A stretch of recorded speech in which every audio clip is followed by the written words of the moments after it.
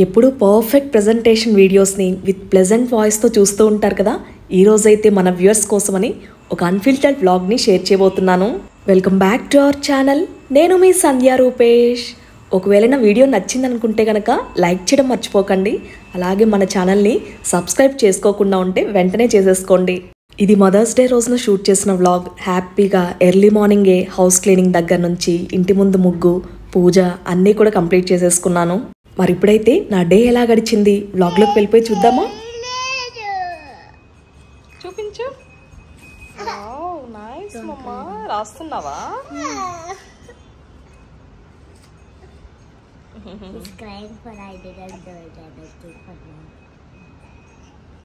ఈరోజు నీహా వాళ్ళ friend birthday కూడా ఉంది. సో అందుకే తను హ్యాండ్మేడ్ కార్డ్ ప్రిపేర్ చేస్తుంది అనుకున్నాను, కానీ తర్వాత తెలిసింది.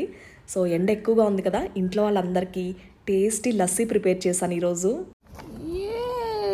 So sweet. చూపించు చూపించు. సరే ఇవ్వు Neha.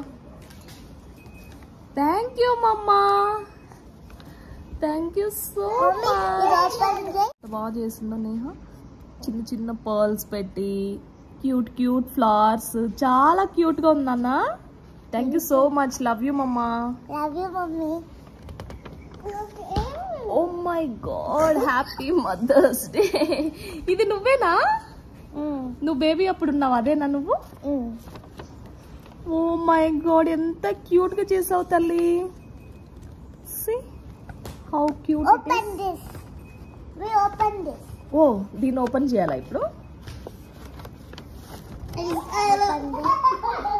ఇలానా? Okay. Oh my God. ఓహో, happy mother's day. Happy mother's day. Thank you mama. Thank you so much. I really like it very much. Love you so much.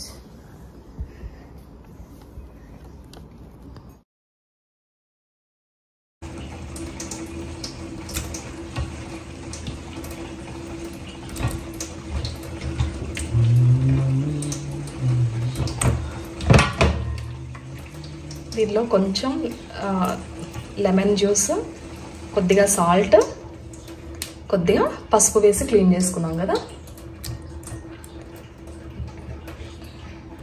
ఇవి ఆల్రెడీ క్లీన్ అయ్యే ఉంటాయి కాబట్టి మనం ఏంటంటే జస్ట్ వాటర్లో ఒక 2 సార్లు వాష్ చేసుకుంటే సరిపోతుంది.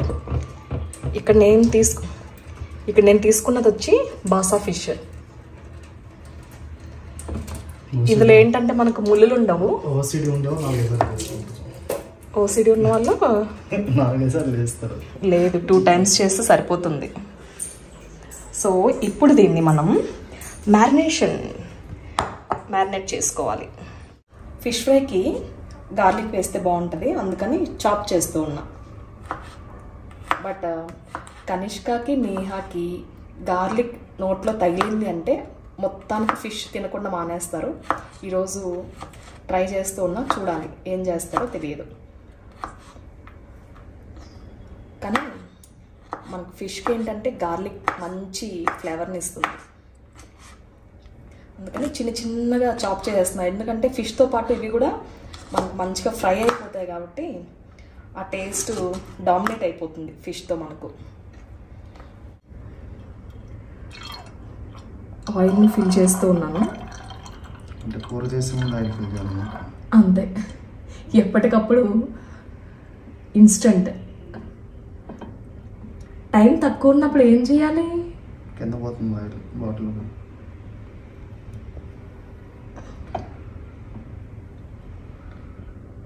గ్లాస్ బాటిల్స్ అయ్యో అయ్యో.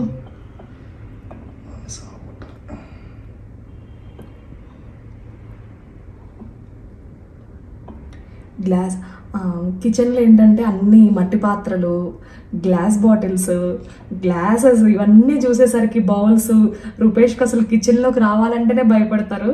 అలాంటిది ఈరోజు సాహసం చేసి వీడియో చేస్తున్నారనమాట. కుకింగ్ వీడియో, అది కూడా కిచెన్లో రావడానికి భయపడేవాళ్ళు. కుకింగ్ వీడియో చిన్న భలే పోసావా? ప్లీజ్ ఇలాంటివి పెట్టవుగా. ఇలాంటివన్నీ పెట్టకూడదు. ఇన్స్పైర్ అవుతారు ఎవరైనా ఇలాంటి వాటిల్లో. ఇన్స్పైర్ అవడానికి మిస్టేక్స్ నుంచి నేర్చుకోవాలి. చూడు ఇంకా బెస్ట్గా ఉంటుంది. చూడు ఎంత బెస్ట్గా పోస్తున్నాను ఇప్పుడు. అదే మరి పావు లీటర్ ఆయిల్ వేస్ట్ అయిన తర్వాత పర్ఫెక్షన్ వచ్చింది. ఫిష్ క్లీన్ చేసేసుకున్నాం కదా. ఇప్పుడైతే పప్పుచారు కోసమని పప్పు నానబెట్టుకోవాలి.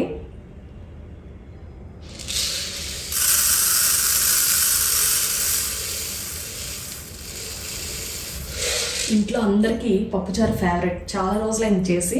సో ఈరోజు కాంబినేషన్ కూడా బాగుంటుంది, ఫిష్ పప్పుచారు. పప్పును ఒక 2-3 సార్లు వాష్ చేసేసుకొని కుక్కర్ పెట్టేసుకుందాం రండి.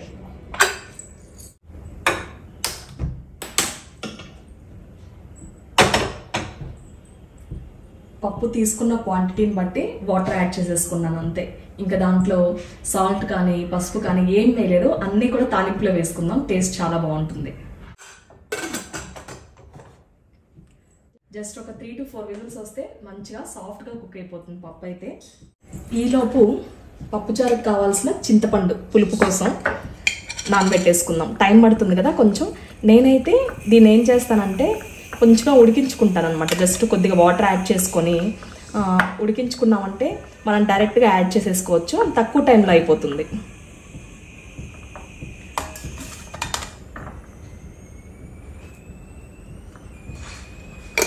ఒక చిన్న నిమ్మకాయ సైజ్ అంతా తీసుకున్నాను. టమాటాస్ కూడా యాడ్ చేస్తాం కదా, సో ఇదైతే సరిపోతుంది.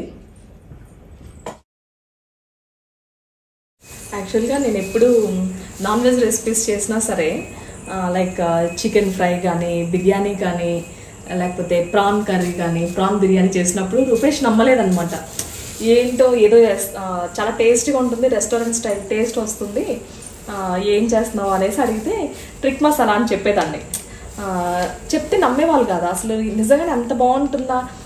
పర్సనల్గా కుక్ చేసే వాళ్ళకి తెలుస్తుంది కదా ఏ ఇంగ్రీడియంట్ వేస్తే ఏ టేస్ట్ వస్తుంది, పర్ఫెక్ట్గా టెక్స్చరు, ఫ్లేవర్తో పాటు ఆ మంచి ఎసెన్స్లు ఎన్హాన్స్ అవుతాయి అన్నది కుక్ చేసే వాళ్ళకి తెలుస్తుంది.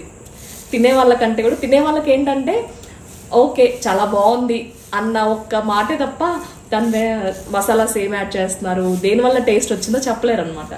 సో ఆ క్రెడిట్ అంతా కూడా ట్రిక్ మసాలాదే. నిజంగా నేను చాలా ఇంప్రెస్ అయిపోతున్నాను. ఇది ఒక్క మసాలా దేనికైనా సరే, ఫిష్ నేను ఇవాళ ఫిష్ ఫ్రై చేస్తున్నాను కదా, ఫిష్ ఫ్రైలో వేసినా సరే, లేకపోతే ఫిష్ కర్రీకి వేసినా సరే, మీరు షేర్ చేస్తుంటాను చాలా బ్లాగ్స్లో. నేను ఇది పర్సనల్గా నాకు నచ్చి నేను తెప్పించుకుంటున్నాను అనమాట. శాచెట్స్ని నాకు 10 శాచెట్స్ వస్తాయి. ఒక్కొక్క బాక్స్లో ఏంటంటే మనకు 10 శాచెట్స్ వస్తాయి. నాకు కావాల్సిన దాన్ని కస్టమైజ్ చేయించుకోవచ్చు దీంట్లో. మనకి ఏది కావాలో, సాంబార్ మసాలా కావాలా, లేకపోతే రసం పౌడర్ కావాలా, లైక్ ఇలా మనకు కేటగిరీస్ ఉంటాయి కదా నాన్ వెజ్లో వెజ్లో. ఆ రెండింటిని నేను క్లబ్ చేసి తెప్పించుకుంటున్నాను అనమాట. ఈచ్ అండ్ ఎవ్రీ రెసిపీలో నేను ఏ రెసిపీ చేసినా ఇంట్లో పిల్లల కోసమని లేకపోతే మా కోసం కానీ ట్రిక్ మసాలా ఉండాల్సిందే. అంతగా అడిక్ట్ అయిపోయాను నేనైతే. అలా చూస్తూ బాగుంటే తింటాం, బాగుందని చెప్పలేదు. రూపేష్ కున్న ఒక బిగ్ హ్యాబిట్ ఏంటో తెలుసా? గుడ్ హ్యాబిట్ అని చెప్పొచ్చు దాన్ని. బాగుంటే అసలు సైలెంట్ గా అసలు ఏమీ డైలాగ్ ఉండదు అనమాట. ఇంకా నోట్ల నుంచి ఒక మాట ఉండదు. హ్యాపీగా దాన్ని ఎంజాయ్ చేస్తూ ఉంటారనమాట. నేనేమో స్టార్టింగ్ లో ఫీల్ అయిపోయేదాన్ని, అసలు నేను చేసిన దాన్ని ఇంత కష్టపడి చేశాను కదా, అసలు ఒక్క మాట కూడా బాగుందన్న కాంప్లిమెంట్ కూడా రాలేదు నీ దగ్గర నుంచి అని చాలాసార్లు. ఈ విషయాన్ని నేను వ్లాగ్స్లో కూడా చెప్పాను కదా మీకు. ఎప్పుడు నేను ఏదైతే చేసినా సరే ఎక్స్పెక్టేషన్స్ ఉండకూడదు అనమాట. తర్వాత అర్థం చేసుకోలేదు, రియలైజేషన్ అంటారు కదా, అట్లా ఎక్స్పెక్టేషన్స్ పెట్టుకోకుండా నీ బెస్ట్ నువ్వు ఇవ్వు, ఖచ్చితంగా వాళ్ళకి నచ్చుతుంది. అలా చూసారు కదా, అలా ఉంటుంది అనమాట పంచ్ డైలాగ్స్. నిజంగానే చాలా బాగా ఎంజాయ్ చేస్తారు తినడాన్ని. ఒక ఫుల్లీ దాని మీద కాన్సన్ట్రేషన్తో చాలా వరకు ఇష్టపడి తింటారనమాట ఫుడ్ని.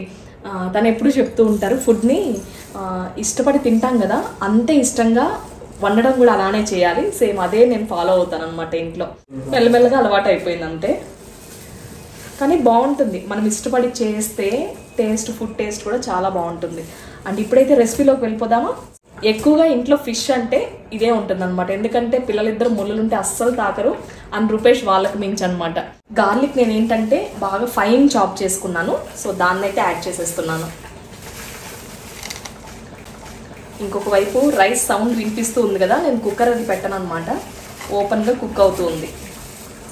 ఆ తర్వాత పసుపు,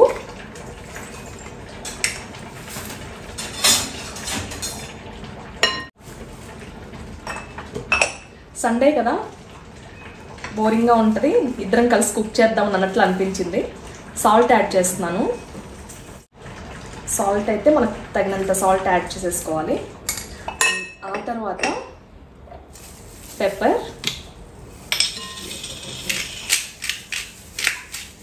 ఫిష్ ఫ్రైకైనా సరే లేకపోతే పులుసులో అయినా ఎక్కువ కారపొడి వేస్తే పిల్లలు తినలేరు కదా, అందుకని నేను దానికి రీప్లేస్మెంట్గా పెప్పర్ యూజ్ చేస్తాను. మనకు ఘాటు ఉంటుంది, అంత కారం తెలియదు అనమాట. అండ్ టేస్ట్ కూడా చాలా బాగుంటుంది. ఫ్రైకి అయితే ఇంకా బాగుంటుంది పెప్పర్ యాడ్ చేస్తే.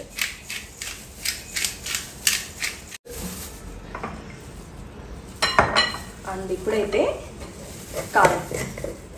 యాక్చువల్గా ఇంగ్రీడియంట్స్ అన్నిటినీ కొద్దిగా రూపేష్ని వేయమన్నాను, బట్ కారం కూడా కొద్దిగా వేస్తున్నాను అనమాట. జస్ట్ హాఫ్ స్పూన్ కంటే కూడా తక్కువే వేసాను. నాకేంటంటే పిల్లలు కారం ఉంటే అస్సలు తినరు. ఇలాంటివి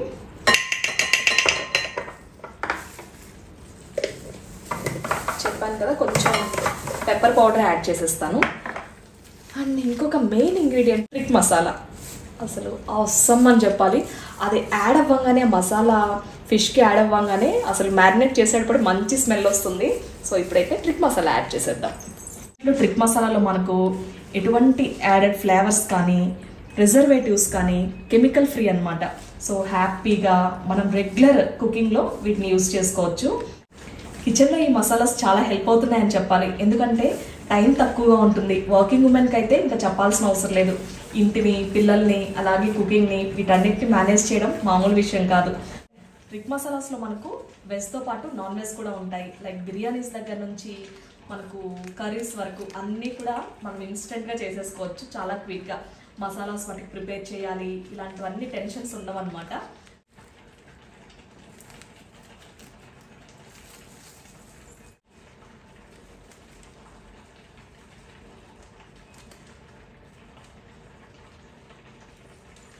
మ్యారినేషన్కి కొంచెం ఆయిల్,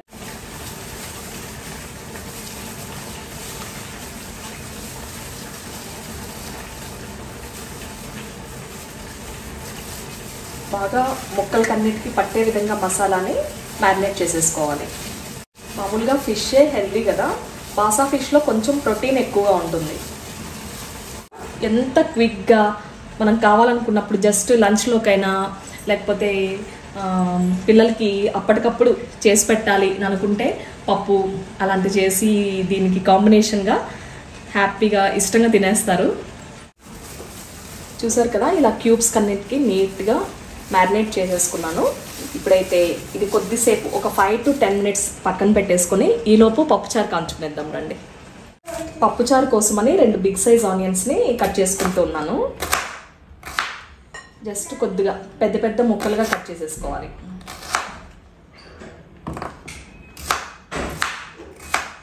బాగా ఉడికి పప్పుచారుతో పాటు ఆనియన్స్ చాలా టేస్టీగా ఉంటాయి.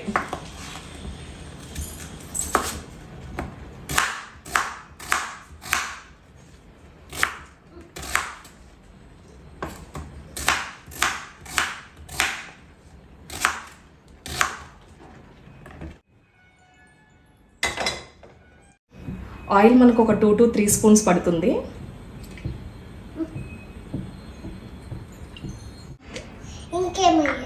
కొద్దిగా జీలకర్ర, ఆవాలు, పోపు దినుసులు అనమాట అన్ని వేసేసుకొని దాంతోపాటు పసుపు,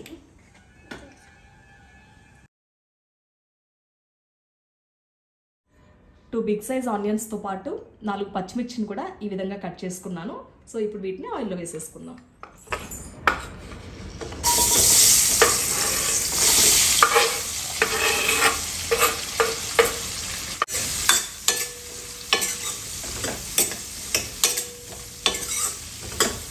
నేనైతే ఇక్కడ గల్ల ఉప్పు యాడ్ చేస్తున్నాను, టేస్ట్ బాగుంటుందని.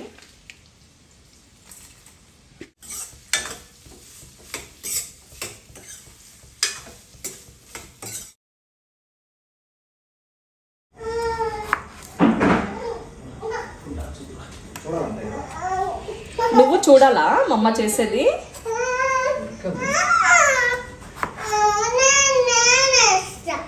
సరే, ఈసారి టమాటా యాడ్ చేద్దు కానీ, సరేనా? ఓకేనా?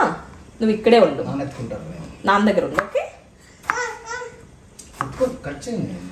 టమాటా కూడా చిన్న ముక్కలుగా కాకుండా కొంచెం పెద్ద ముక్కలుగానే కట్ చేసుకోవాలి. దీనికి ఏంటంటే టేస్ట్ మంచిగా ఉండాలంటే టమాటాస్ బాగా పండినవి రెడ్గా ఉంటాయి కదా, అలాంటివి తీసుకుంటే చాలా బాగుంటుంది. ఇప్పుడు కనిష్క ఎందుకు ఏడుస్తుందంటే తను వంట చేయాలంట. మొన్న సాంబార్ చేసింది కదా, అలాగే ఈరోజు కూడా నాతో పాటు కుక్ చేయాలంట. కానీ నాకేంటంటే అసలు కాన్సన్ట్రేట్ చేయకపోయామంటే చేతులు కాలుతాయన్న టెన్షన్. మళ్ళీ ఎక్కడైనా తాకితే చాలా ప్రాబ్లం అయిపోతుంది కనిష్కతో.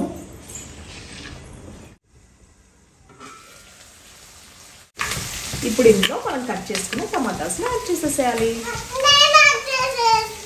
యాడ్ చేయి, ఇటు పక్కకు తీసుకురా, ఇలా పెట్టు, చేయబెట్టు.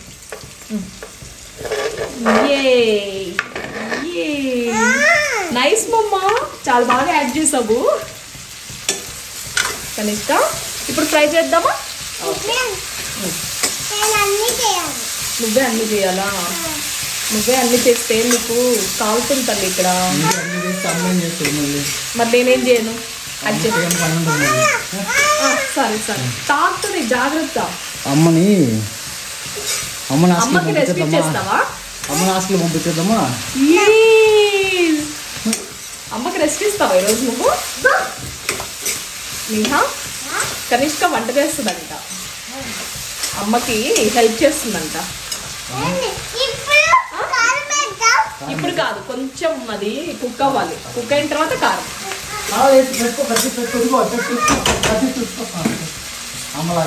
ఇలాంటి కుకింగ్ వీడియోని never before ever after.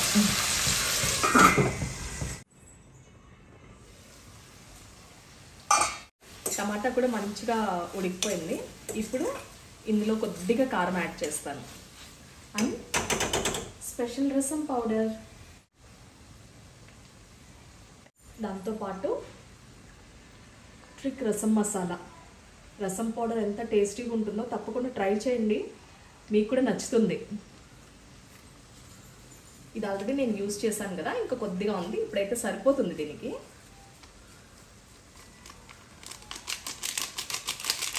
Two minutes అది ఫ్రై చేసుకుంటే సరిపోతుంది. ఇప్పుడు చింతపండు పులుపు యాడ్ చేసేసుకోవాలి. మనం ముందుగా ఉడికించుకున్న పప్పుని యాడ్ చేసేసుకోవాలి.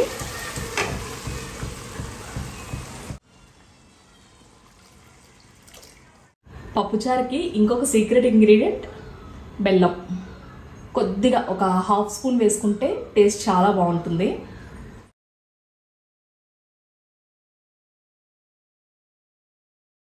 పప్పుచారుకి తాలింపులో కొన్ని వెల్లుల్లిని దంచి దాంతోపాటు కరివేపాకును కూడా వేసుకుంటే చాలా టేస్టీగా ఉంటుంది. నేనైతే ఇక్కడ మర్చిపోయాను వేయడం. ఇక చివరగా గుప్పెడు కొత్తిమీర. ఇప్పుడు ఫిష్ ఫ్రై చేసేసుకుందాం. ఆల్రెడీ మ్యారినేట్ చేసి పెట్టాం కాబట్టి ఎక్కువ టైం పట్టదు, జస్ట్ ఒక 5 to 10 minutesలో కుక్ అయిపోతుంది. దీన్ని ఒక్కొక్కటిగా మనం ఫ్రై చేసేసుకోవాలి.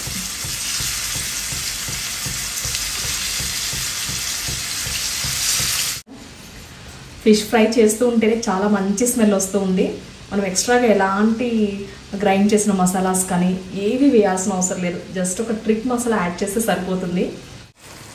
నార్మల్గా ఫిష్ ఫ్రై అంటేనే ఎక్కువ ఆయిల్ వేసి డార్క్ బ్రౌన్ కలర్లోకి ఫ్రై చేసేస్తూ ఉంటాం కదా, బాసా ఫిష్ని అలా చేయాల్సిన అవసరం లేదు. రెండు వైపులా ఫ్రై చేసుకొని కొద్దిగా కొత్తిమీర చల్లుకుంటే దీనిలోని న్యూట్రిషనల్ వాల్యూస్ కూడా అలానే ఉంటాయి. నిన్న ఈ రెసిపీకి సంబంధించి ఒక షార్ట్ వీడియోని పోస్ట్ చేసినప్పుడు చాలామంది మన వ్యూయర్స్ కాంప్లిమెంట్స్ ఇచ్చారు. డిష్ ప్రజెంటేషన్ చాలా బాగుంది సంధ్య అని. మదర్స్ డే రోజున హెల్దీగా ఇంట్లో వాళ్ళ కోసమని పప్పుచారు అండ్ ఫిష్ ఫ్రై, దీంతో పాటుగా పిల్లలకి ఇష్టమని వడియాలు అండ్ స్వీట్ ట్రీట్ కూడా ఉంది. ఫుడ్ టేస్ట్ అయితే అదిరిపోయింది. ఇంతకీ మీ వ్లాగ్ ఎలా అనిపించింది? నచ్చిందా? తప్పకుండా కమెంట్స్లో మీ ఒపీనియన్స్ని షేర్ చేయండి. అమ్మ మాత్రమే ఇంట్లో వాళ్ళకి ఏది ఇష్టమో అది చేసి పెట్టగలదు. ఇంట్లో వాళ్ళ సంతోషాన్ని తన సంతోషంగా భావించేది అమ్మ మాత్రమే. అమ్మలందరికీ మరొకసారి మాతృదినోత్సవ శుభాకాంక్షలు. అందరూ ఆరోగ్యంగా ఉండాలని మనస్ఫూర్తిగా కోరుకుంటూ మళ్ళీ మీ అందరికి ఉపయోగపడే ఒక చక్కటి వీడియోతో మీ ముందుకొస్తుంది మీ సంధ్యా రూపేష్.